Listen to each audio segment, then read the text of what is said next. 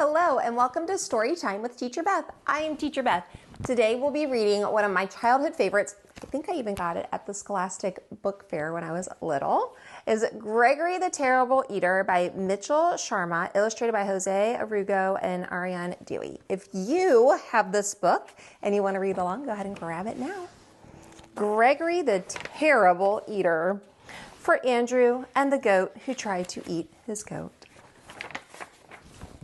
Once there was a goat named Gregory. Gregory liked to jump from rock to rock, kick his legs into the air, and butt his head against walls. "I'm an average goat," said Gregory. But Gregory was not an average goat. Gregory was a terrible eater. Every time he sat down to eat with his mother and father, he knew he was in for trouble. "Would you like a tin can, Gregory?" asked Mother Goat. "No, thanks," said Gregory. "How about a nice box, a piece of rug, and a bottle cap?" asked Father Goat. "Bah," said Gregory unhappily. "Well, I think this is a meal fit for a goat," said Mother Goat as she chewed on an old shoe. "It certainly is," said Father Goat as he ate a shirt, buttons and all. "I don't know why you're such a fussy eater, Gregory." "I'm not fussy," said Gregory. "I just want fruits, vegetables, eggs, fish, bread, and butter. Good stuff like that." Mother Goat stopped eating the shoe. "Now, what kind of food is that, Gregory?" she asked. "It's what I like," said Gregory. "It's revolting," said Father Goat. He wiped his mouth with his napkin. After Gregory was excused from the table, Father Goat said, "Gregory is such a terrible eater. I wonder what's wrong with him," said Mother Goat. Mother and Father Goat ate their evening newspaper in silence. They ate it. They didn't read it. And there's Gregory dreaming about all that yummy food. The next morning, Mother and Father Goat were enjoying a pair of pants and a coat for breakfast. Gregory came to the table. "Good morning, Gregory," said Father and Mother Goat. "Good morning," said Gregory. "May I have some orange juice, cereal, and bananas for breakfast, please?" "Oh, no," Mother Goat said. "Do have some of this nice coat. Take a bite out of these pants," said Father Goat. "Bah," said Gregory, and he left the table.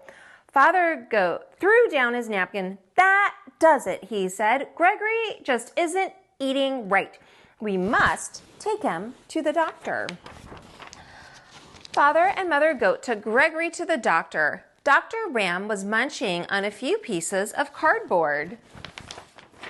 "What seems to be the trouble?" he asked. "Gregory is a terrible eater," said Mother Goat. "We offered him the best: shoes, boxes, magazines, tin cans, coats, pants, but all he wants are fruits, vegetables, eggs, fish, orange juice, and other horrible things."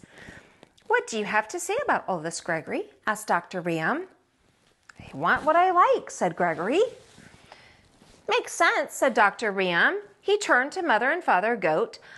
"I've treated picky eaters before," he said. "They have to develop a taste for good food slowly. Try giving Gregory one new food each day until he eats everything."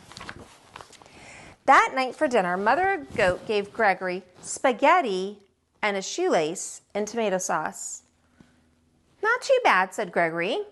The next day, she gave him string beans and a rubber heel cut into small pieces. "The meal was good and rubbery," said Gregory. The day after that, Mother Goat said, "We have your favorite today, vegetable soup, but there's one condition. You also have to eat the can." "Okay," said Gregory. "What's for dessert?" "Ice cream," said Father Goat, "but you have to eat the box too." "Yummy," said Gregory. "I'm proud of you," said Father Goat. "You're beginning to eat like a goat."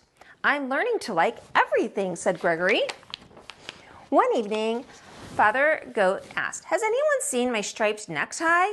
"Not since breakfast," said Mother Goat. "Come to think of it, I haven't seen my sewing basket today. I left it in the living room after supper last night." Father Goat turned to Gregory. "Gregory, have you been eating between meals?" Yes, said Gregory. I can't help it. Now I like everything. Well, said Mother Goat, it's all right to eat like a goat, but you shouldn't eat like a pig. Oh, said Gregory. After Gregory went to bed, Mother Goat said, I'm afraid Gregory will eat my clothes hamper. Yes, and then my toolkit will be next, said Father Goat. He's eating too much. We'll have to do something about it. The next evening, just before supper, Mother and Father Goat went to the town dump. They brought home 8 flat tires, a 3-foot piece of barber pole, a broken violin, and half a car. They piled everything in front of Gregory's sandbox. When Gregory came home for supper, he said, What's all that stuff in the yard? Your supper, said Father Goat. It all looks good, said Gregory. Gregory ate the tires and the violin.